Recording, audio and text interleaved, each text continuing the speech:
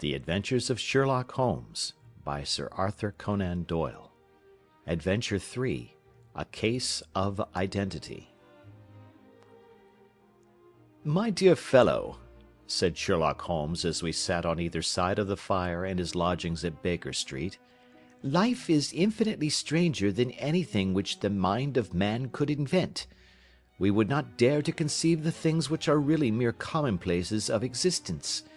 If we could fly out of that window hand in hand, hover over this great city, gently remove the roofs, and peep in at the queer things which are going on, the strange coincidences, the plannings, the cross purposes, the wonderful chains of events, working through generations, and leading to the most outré results, it would make all fiction with its conventionalities and foreseen conclusions most stale and unprofitable." "And yet I am not convinced of it," I answered. "The cases which come to light in the papers are, as a rule, bald enough and vulgar enough. We have in our police reports realism pushed to its extreme limits, and yet the result is, it must be confessed, neither fascinating nor artistic." "A certain selection and discretion must be used in producing a realistic effect," remarked Holmes. "This is wanting in the police report, where more stress is laid, perhaps, upon the platitudes of the magistrate than upon the details, which to an observer contain the vital essence of the whole matter. Depend upon it, there is nothing so unnatural as the commonplace." I smiled and shook my head. "I can quite understand your thinking so," I said. "Of course, in your position of unofficial adviser and helper to everybody who is absolutely puzzled throughout 3 continents, you are brought in contact with all that is strange and bizarre. But here," I picked up the morning paper from the ground, "let us put it to a practical test. Here is the first heading upon which I come: A husband's cruelty to his wife. There is half a column of print, but I know without reading it that it is all perfectly familiar to me. There is, of course, the other woman, the drink, the push, the blow, the bruise, the sympathetic sister or landlady. The crudest of writers could invent nothing more crude." "Indeed, your example is an unfortunate one for your argument," said Holmes, taking the paper and glancing his eye down it. "This is the Dundas separation case, and, as it happens, I was engaged in clearing up some small points in connection with it. The husband was a teetotaler.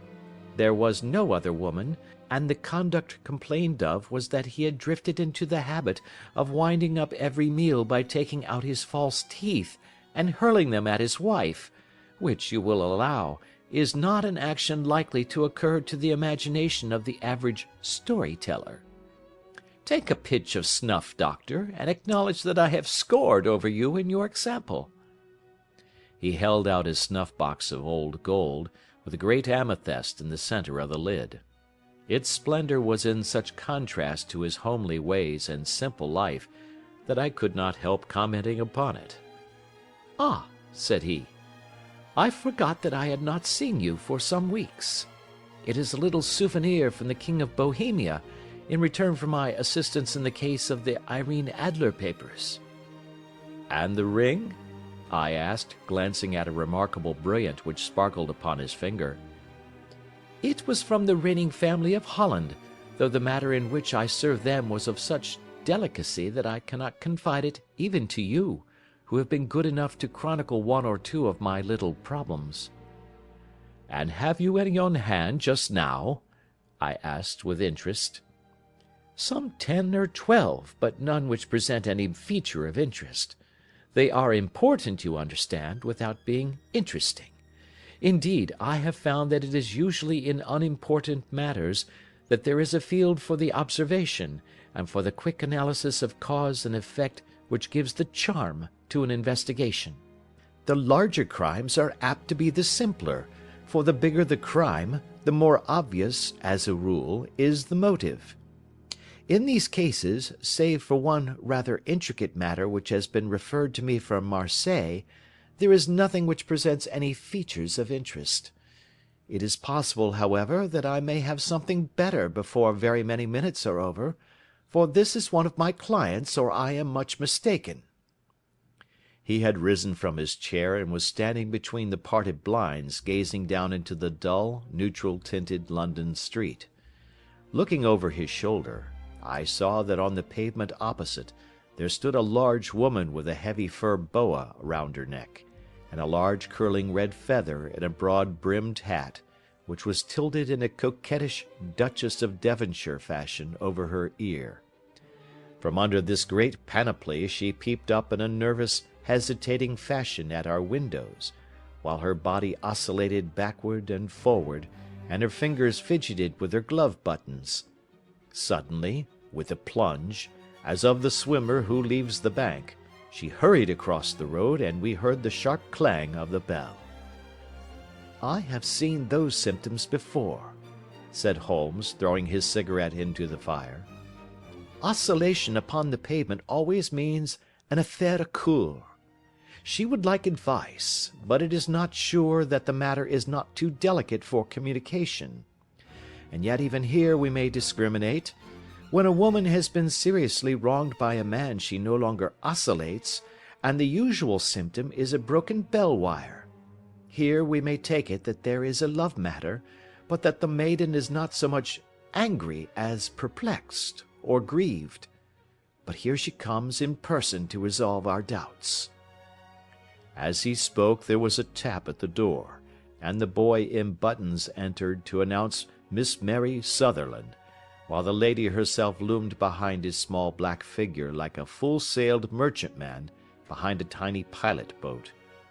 Sherlock Holmes welcomed her with the easy courtesy for which he was remarkable, and having closed the door and bowed her into an armchair, he looked her over in the minute yet abstracted fashion which was peculiar to him. "Do you not find," he said, "that with your short sight it is a little trying to do so much typewriting?" "I did at first," she answered, "but now I know where the letters are without looking." Then, suddenly realizing the full purport of his words, she gave a violent start and looked up, with fear and astonishment upon her broad, good-humoured face. "You've heard about me, Mr. Holmes," she cried. "Else how could you know all that?" "Ha! Never mind," said Holmes, laughing. "It is my business to know things. Perhaps I have trained myself to see what others overlook. If not, why should you come to consult me?" "I came to you, sir, because I heard of you from Mrs. Etheridge, whose husband you found so easy when the police and everyone had given him up for dead. Oh, Mr. Holmes, I wish you would do as much for me. I'm not rich, but still I have 100 a year in my own right, besides the little that I make by the machine, and I would give it all to know what has become of Mr. Hosmer Angel." "Why did you come away to consult me in such a hurry?" asked Sherlock Holmes, with his finger-tips together and his eyes to the ceiling. Again a startled look came over the somewhat vacuous face of Miss Mary Sutherland. "Yes, I did bang out of the house," she said, "for it made me angry to see the easy way in which Mr. Winbank, that is, my father, took it all. He would not go to the police, and he would not go to you, and so at last, as he would do nothing, and kept on saying that there was no harm done, it made me mad, and I just on with my things and came right away to you." "Your father?" said Holmes. "Your stepfather, surely, since the name is different." "Yes, my stepfather. I call him father, though it sounds funny, too, for he is only 5 years and 2 months older than myself." "And your mother is alive?" "Oh, yes, mother is alive and well. I wasn't best pleased, Mr. Holmes, when she married again so soon after father's death, and a man who was nearly 15 years younger than herself. Father was a plumber in the Tottenham Court Road, and he left a tidy business behind him, which mother carried on with Mr. Hardy, the foreman. But when Mr. Windibank came, he made her sell the business, for he was very superior, being a traveller in wines. They got £4,700 for the goodwill and interest, which wasn't near as much as father could have got if he had been alive.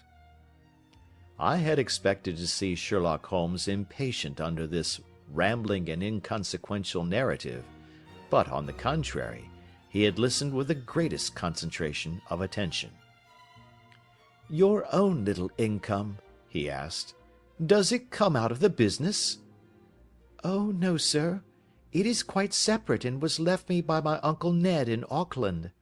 It is in New Zealand stock, paying 4.5%. £2,500 was the amount, but I can only touch the interest." "You interest me extremely," said Holmes, "and since you draw so large a sum as 100 a year, with what you earn into the bargain, you no doubt travel a little and indulge yourself in every way. I believe that a single lady can get on very nicely upon an income of about £60. "I could do with much less than that, Mr. Holmes, but you understand that as long as I live at home I don't wish to be a burden to them, and so they have the use of the money just while I am staying with them. Of course, that is only just for the time. Mr. Windibank draws my interest every quarter and pays it over to mother, and I find that I can do pretty well with what I earn at typewriting. It brings me twopence a sheet, and I can often do from 15 to 20 sheets in a day." "You have made your position very clear to me," said Holmes. "This is my friend, Dr. Watson, before whom you can speak as freely as before myself. Kindly tell us now all about your connection with Mr. Hosmer Angel." A flush stole over Miss Sutherland's face, and she picked nervously at the fringe of her jacket. "I met him first at the gasfitters' ball," she said. "They used to send father tickets when he was alive, and then afterwards they remembered us, and sent them to mother. Mr. Windibank did not wish us to go. He never did wish us to go anywhere. He would get quite mad if I wanted so much as to join a Sunday school treat. But this time I was set on going, and I would go, for what right had he to prevent? He said the folk were not fit for us to know, when all father's friends were to be there, and he said that I had nothing fit to wear, when I had my purple plush that I had never so much as taken out of the drawer.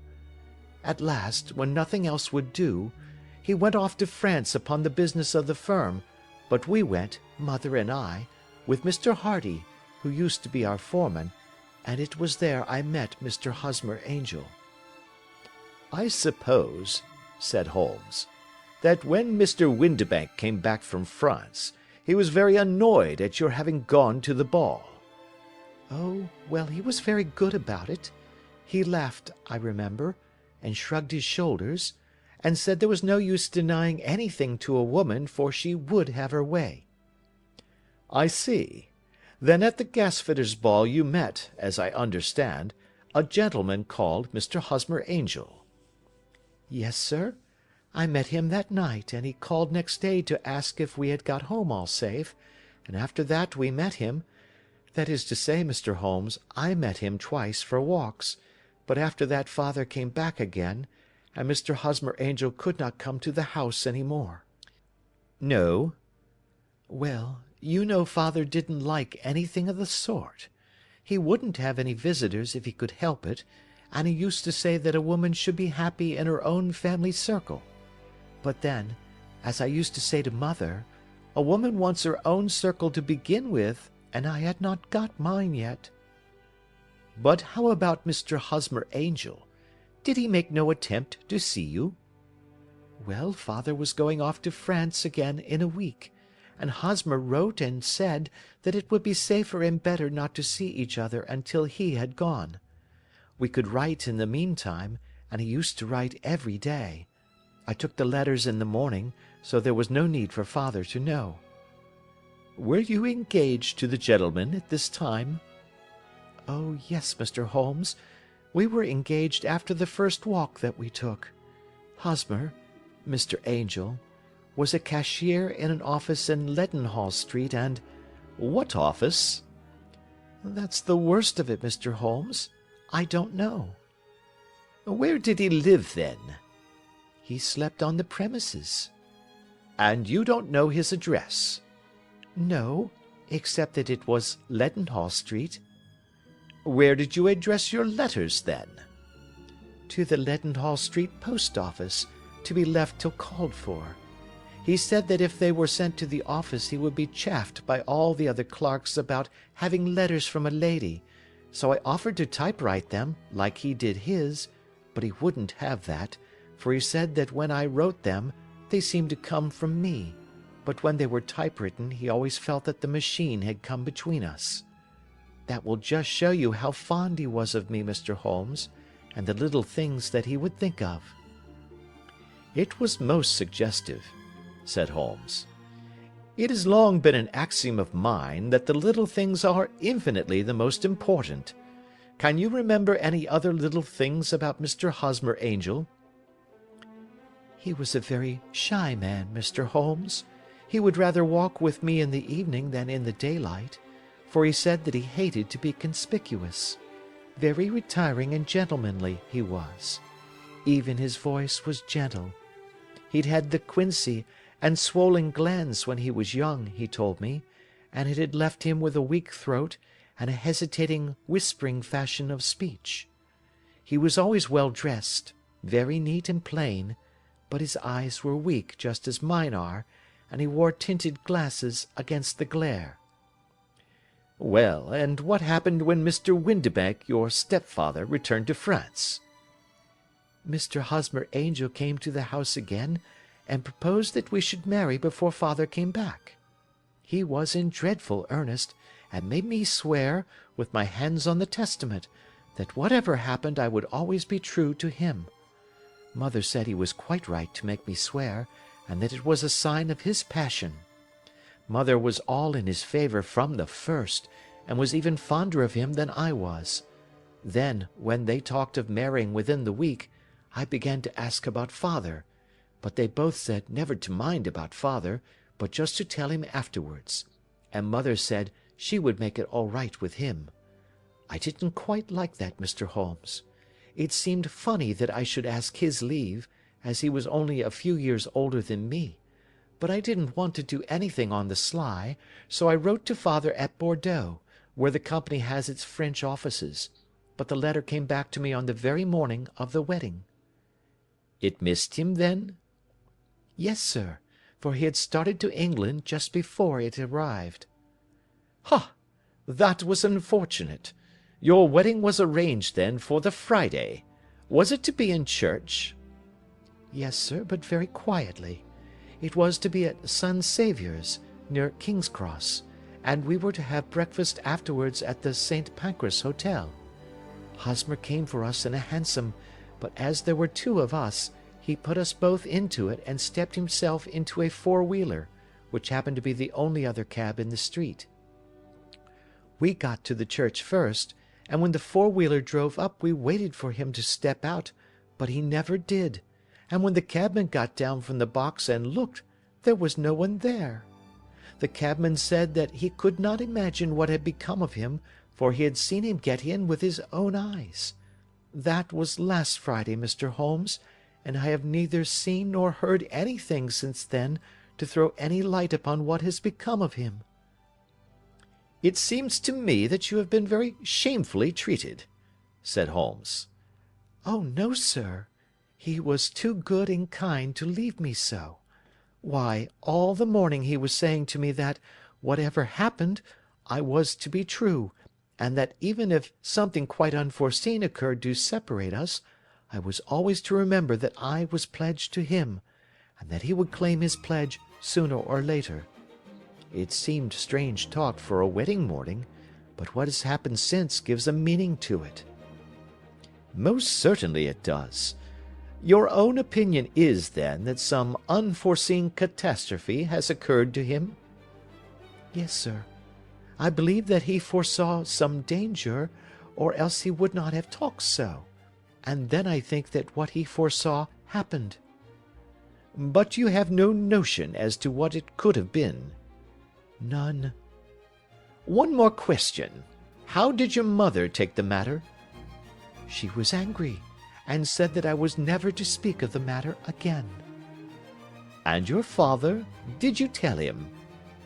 Yes, and he seemed to think, with me, that something had happened, and that I should hear of Hosmer again. As he said, what interest could anyone have in bringing me to the doors of the church, and then leaving me?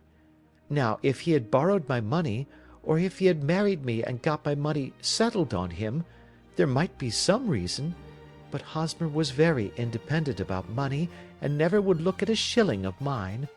And yet, what could have happened? And why could he not write? Oh, it drives me half mad to think of it, and I can't sleep a wink at night." She pulled a little handkerchief out of her muff, and began to sob heavily into it. "I shall glance into the case for you," said Holmes, rising, "and I have no doubt that we shall reach some definite result. Let the weight of the matter rest upon me now, and do not let your mind dwell upon it further. Above all, try to let Mr. Hosmer Angel vanish from your memory, as he has done from your life." "Then you don't think I'll see him again?" "I fear not." "Then what has happened to him?" "You will leave that question in my hands. I should like an accurate description of him, and any letters of his which you can spare." "I advertised for him in last Saturday's Chronicle," said she. "Here is the slip, and here are 4 letters from him." "Thank you. And your address?" "Number 31 Lion Place, Camberwell." "Mr. Angel's address you never had, I understand. Where is your father's place of business?" "He travels for Westhouse and Marbank, the great claret importers of Fenchurch Street." "Thank you. You have made your statement very clearly. You will leave the papers here, and remember the advice which I have given you. Let the whole incident be a sealed book, and do not allow it to affect your life." "You are very kind, Mr. Holmes, but I cannot do that. I shall be true to Hosmer. He shall find me ready when he comes back." For all the preposterous hat and the vacuous face, there was something noble in the simple faith of our visitor which compelled our respect. She laid her little bundle of papers upon the table and went her way, with a promise to come again whenever she might be summoned. Sherlock Holmes sat silent for a few minutes with his finger-tips still pressed together, his legs stretched out in front of him, and his gaze directed upward to the ceiling. Then he took down from the rack the old and oily clay pipe, which was to him as a counsellor, and, having lit it, he leaned back in his chair, with the thick blue cloud-wreaths spinning up from him, and a look of infinite languor in his face. "Quite an interesting study, that maiden," he observed. "I found her more interesting than her little problem, which, by the way, is rather a trite one. You will find parallel cases, if you consult my index, in Andover in '77, and there was something of the sort at The Hague last year. Old as is the idea, however, there were 1 or 2 details which were new to me, but the maiden herself was most instructive." "You appeared to read a good deal upon her which was quite invisible to me," I remarked. "Not invisible, but unnoticed, Watson. You did not know where to look, and so you missed all that was important.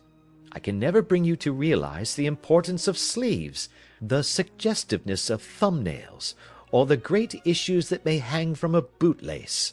Now, what did you gather from that woman's appearance? Describe it." "Well, she had a slate-coloured, broad-brimmed straw hat, with a feather of a brickish red. Her jacket was black, with black beads sewn upon it, and a fringe of little black jet ornaments. Her dress was brown, rather darker than coffee colour, with a little purple plush at the neck and sleeves. Her gloves were greyish and were worn through at the right forefinger. Her boots I didn't observe. She had small, round, hanging gold earrings, and a general air of being fairly well-to-do in a vulgar, comfortable, easy-going way." Sherlock Holmes clapped his hands softly together and chuckled. "Upon my word, Watson, you are coming along wonderfully. You have really done very well indeed. It is true that you have missed everything of importance, but you have hit upon the method, and you have a quick eye for colour. Never trust to general impressions, my boy, but concentrate yourself upon details. My first glance is always at a woman's sleeve. In a man it is perhaps better first to take the knee of the trouser. As you observe, this woman had plush upon her sleeves, which is a most useful material for showing traces. The double line a little above the wrist, where the typewriter presses against the table, was beautifully defined. The sewing machine, of the hand type, leaves a similar mark, but only on the left arm, and on the side of it farthest from the thumb, instead of being right across the broadest part, as this was.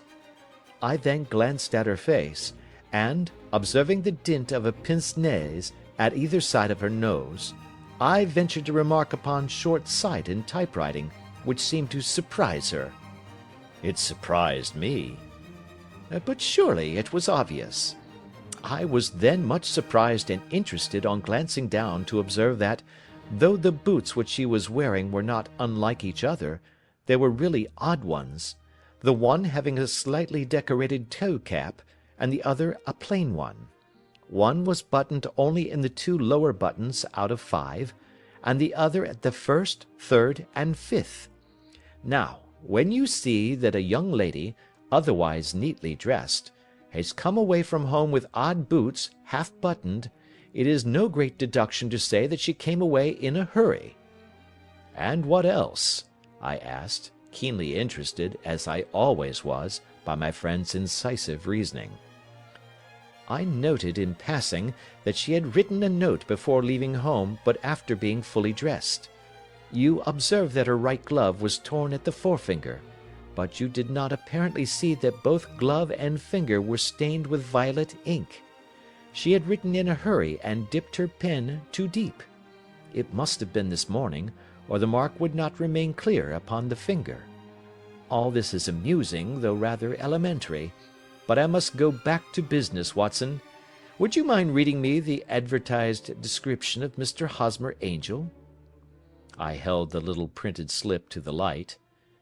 Missing, it said, on the morning of the 14th, a gentleman named Hosmer Angel, about 5 feet 7 inches in height, strongly built, sallow complexion, black hair, a little bald in the centre, bushy black side whiskers and moustache, tinted glasses, slight infirmity of speech, was dressed when last seen in black frock coat faced with silk, black waistcoat, gold Albert chain, and grey Harris tweed trousers with brown gaiters over elastic-sided boots, known to have been employed in an office in Leadenhall Street. Anybody bringing— "That will do," said Holmes. "As to the letters," he continued, glancing over them, "they are very commonplace. Absolutely no clue in them to Mr. Angel, save that he quotes Balzac once. There is one remarkable point, however, which will no doubt strike you." "They are typewritten," I remarked. "Not only that, but the signature is typewritten. Look at the neat little Hosmer Angel at the bottom. There is a date, you see, but no superscription except Leadenhall Street, which is rather vague.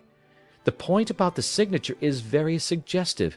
In fact, we may call it conclusive." "Of what?"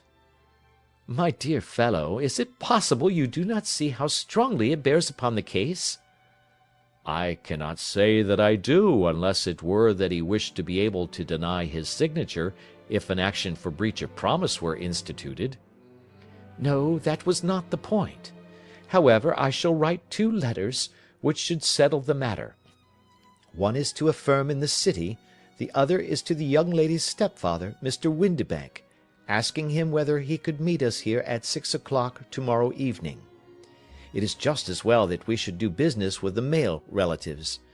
And now, doctor, we can do nothing until the answers to those letters come, so we may put our little problem upon the shelf for the interim."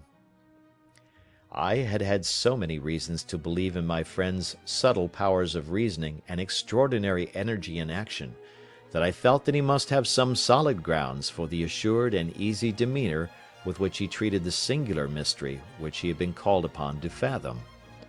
Once only had I known him to fail, in the case of the King of Bohemia and the Irene Adler photograph. But when I looked back to the weird business of the sign of 4, and the extraordinary circumstances connected with the study in scarlet, I felt that it would be a strange tangle indeed which he could not unravel.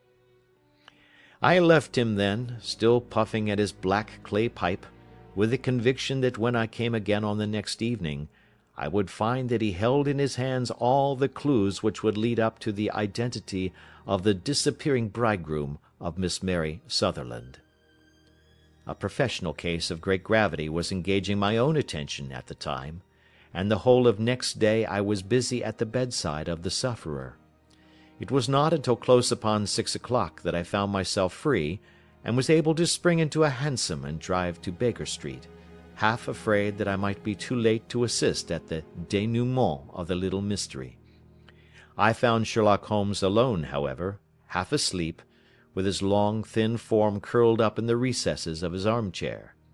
A formidable array of bottles and test tubes, with the pungent, cleanly smell of hydrochloric acid, told me that he had spent his day in the chemical work which was so dear to him.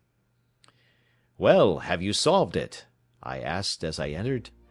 Yes, it was the bisulfate of baryta. "No, no, the mystery!" I cried. Oh, that! I thought of the salt that I had been working upon. There was never any mystery in the matter, though, as I said yesterday, some of the details are of interest. The only drawback is that there is no law, I fear, that can touch the scoundrel." "Who was he, then, and what was his object in deserting Miss Sutherland?"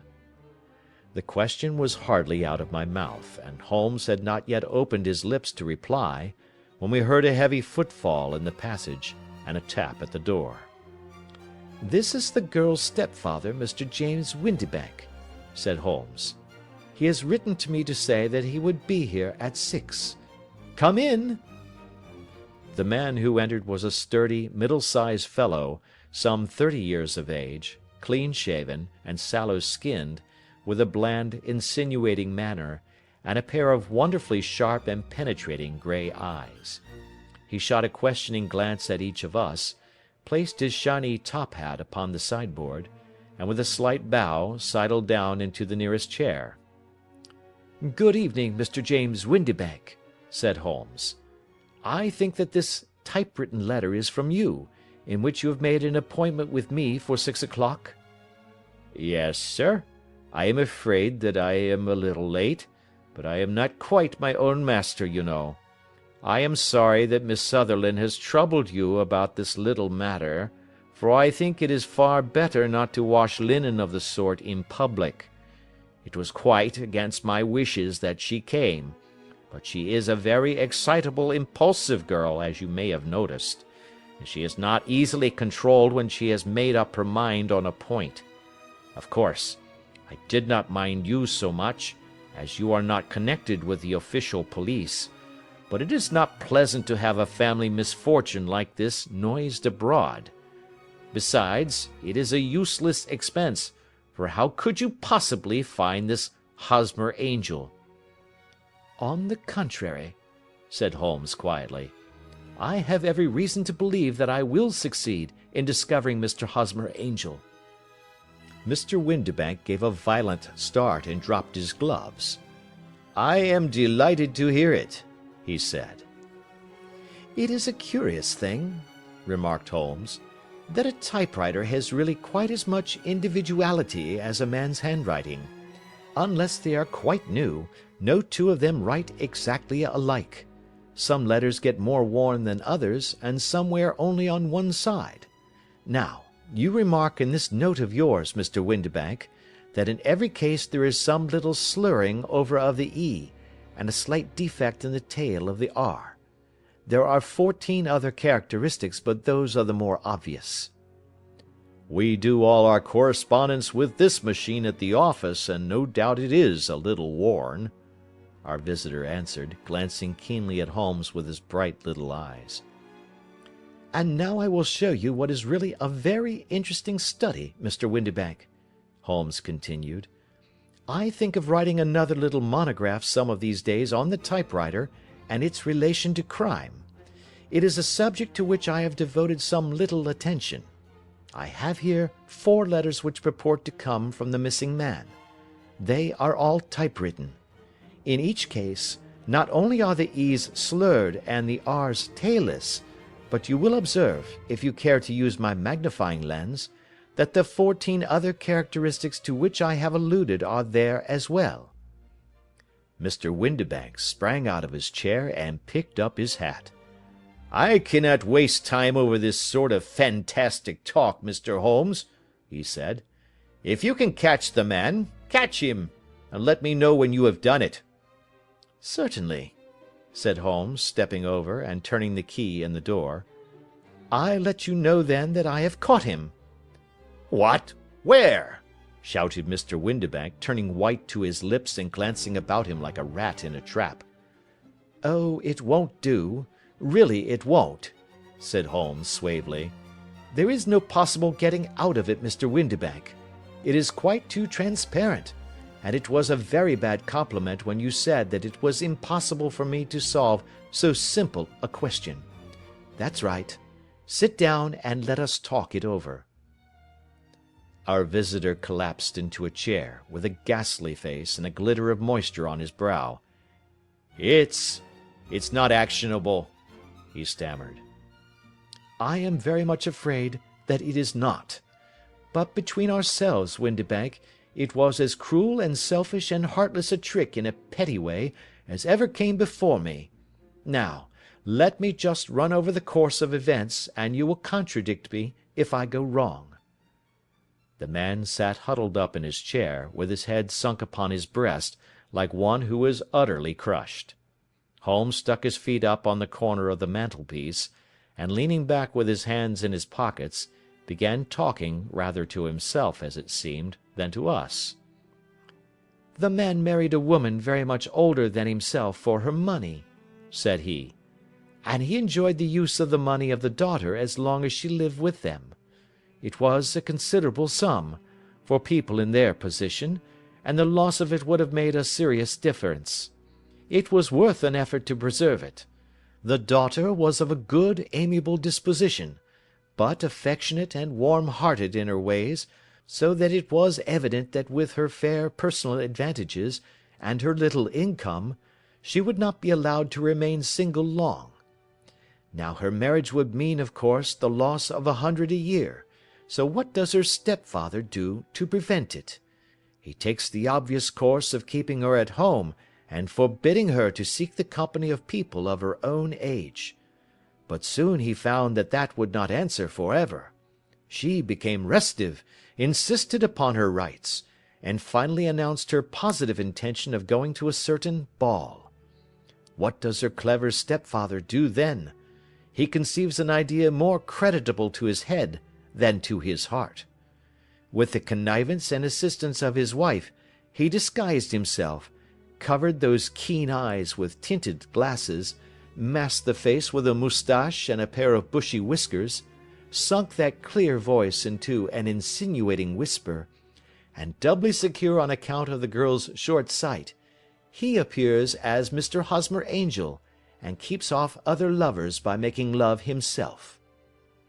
"It was only a joke at first," groaned our visitor. "We never thought that she would have been so carried away." "Very likely not. However that may be, the young lady was very decidedly carried away, and having quite made up her mind that her stepfather was in France, the suspicion of treachery never for an instant entered her mind. She was flattered by the gentleman's attentions, and the effect was increased by the loudly expressed admiration of her mother. Then Mr. Angel began to call, for it was obvious that the matter should be pushed as far as it would go if a real effect were to be produced. There were meetings, and an engagement, which would finally secure the girl's affections from turning towards any one else. But the deception could not be kept up for ever. These pretended journeys to France were rather cumbrous. The thing to do was clearly to bring the business to an end in such a dramatic manner that it would leave a permanent impression upon the young lady's mind, and prevent her from looking upon any other suitor for some time to come. Hence those vows of fidelity exacted upon a testament, and hence also the allusions to a possibility of something happening on the very morning of the wedding. James Windibank wished Miss Sutherland to be so bound to Hosmer Angel, and so uncertain as to his fate, that for 10 years to come, at any rate, she would not listen to another man. As far as the church door he brought her, and then, as he could go no farther, he conveniently vanished away by the old trick of stepping in at one door of a four-wheeler, and out at the other. I think that was the chain of events, Mr. Windibank." Our visitor had recovered something of his assurance while Holmes had been talking, and he rose from his chair now with a cold sneer upon his pale face. "It may be so, or it may not, Mr. Holmes," said he. "But if you are so very sharp, you ought to be sharp enough to know that it is you who are breaking the law now, and not me. I have done nothing actionable from the first, but as long as you keep that door locked, you lay yourself open to an action for assault and illegal constraint." "The law cannot, as you say, touch you," said Holmes, unlocking and throwing open the door. "Yet there never was a man who deserved punishment more. If the young lady has a brother or a friend, he ought to lay a whip across your shoulders. By Jove!" he continued, flushing up at the sight of the bitter sneer upon the man's face. "It is not part of my duties to my client, but here's a hunting crop handy, and I think I shall just treat myself to—" He took 2 swift steps to the whip, but before he could grasp it there was a wild clatter of steps upon the stairs, the heavy hall door banged, and from the window we could see Mr. James Windibank running at the top of his speed down the road. "There's a cold-blooded scoundrel," said Holmes, laughing, as he threw himself down into his chair once more. "That fellow will rise from crime to crime until he does something very bad and ends on a gallows. The case has, in some respects, been not entirely devoid of interest." "I cannot now entirely see all the steps of your reasoning," I remarked. "Well, of course it was obvious from the first that this Mr. Hosmer Angel must have some strong object for his curious conduct, and it was equally clear that the only man who really profited by the incident, as far as we could see, was the stepfather. Then the fact that the 2 men were never together, but that the one always appeared when the other was away, was suggestive. So were the tinted spectacles and the curious voice, which both hinted at a disguise, as did the bushy whiskers. My suspicions were all confirmed by his peculiar action in typewriting his signature, which, of course, inferred that his handwriting was so familiar to her that she would recognize even the smallest sample of it. You see, all these isolated facts, together with many minor ones, all pointed in the same direction." "And how did you verify them?" "Having once spotted my man, it was easy to get corroboration. I knew the firm for which this man worked. Having taken the printed description, I eliminated everything from it which could be the result of a disguise, the whiskers, the glasses, the voice, and I sent it to the firm, with a request that they would inform me whether it answered to the description of any of their travellers. I had already noticed the peculiarities of the typewriter, and I wrote to the man himself at his business address, asking him if he would come here. As I expected, his reply was typewritten, and revealed the same trivial but characteristic defects. The same post brought me a letter from Westhouse and Marbank, of Fenchurch Street, to say that the description tallied in every respect with that of their employee, James Windibank. Voilà tout." "And Miss Sutherland?" "If I tell her, she will not believe me. You may remember the old Persian saying, 'There is danger for him who taketh the tiger cub, and danger also for whoso snatches a delusion from a woman.' There is as much sense in Hafiz as in Horace, and as much knowledge of the world." End of Adventure 3.